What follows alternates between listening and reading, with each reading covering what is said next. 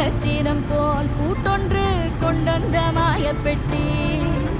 பூமியை போட்டிக் கொள்ளும் அளவு வெற்றிலை பற்றும் பெட்டி செல்லமே வாணி கதை கேட்டு மெல்ல விழி மூடு மார்பின்